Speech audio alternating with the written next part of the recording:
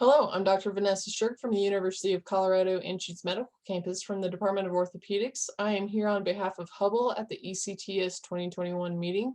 I'm here with Christof, if you'd like to introduce yourself. At first, thank you very much for the great chance for the interview. My name is Christof Wilke. I'm a medical student and I'm working on my doctoral thesis in Göttingen, Germany at Georg August University in the working group of Mrs. Professor Sigelko. And the retrospective study is about the osteoporosis in mastocytosis. And I'd like to talk about a part of it already today. Great. So is that what you presented at UCTS, or would you like to tell us about what you presented at that conference? Yeah, that's absolutely right. It's basically the same. I also presented at the ECTS Congress. We are still in the project. We have to do some more analysis, and we also have to discuss the results, of course. But it's definitely a part which I can already present today. Great. So what were your main findings so far? The mastocytosis is a rare and relatively unknown disease. So I think I have to explain the most important facts about it.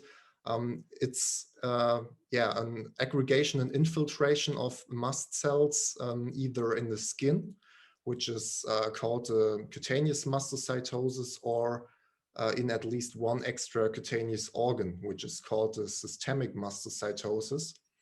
And very often it is the bone marrow. And a typical symptom is the bone loss. Interestingly, also people having only a cutaneous mastocytosis show osteoporosis. And the pathogenesis of the osteoporosis in mastocytosis is not completely understood. So the purpose of the study was to see if there are any differences concerning the bone affections between the cutaneous mastocytosis and the systemic mastocytosis, which means for us the prevalent fractures, the bone mineral density, and laboratory parameters, bone markers. We could use a patient, how can I say in English, patient group of around about 100 patients with mastocytosis. And it was interesting to see our results are that also people with the cutaneous mastocytosis showed the osteoporosis. There were 38% of the cutaneous mastocytosis patients having an osteoporosis, but the number in the systemic form was definitely higher in osteopenia and osteoporosis. And in the systemic form, the patients have also more fractures, typically at the spine, and also more back pain. The bone markers didn't show any difference between two groups. Okay, that's interesting. I've never heard of that before, so I feel like I learned something. What are your next steps in your career? So I take it you're working on your dissertation soon, or what are your next steps?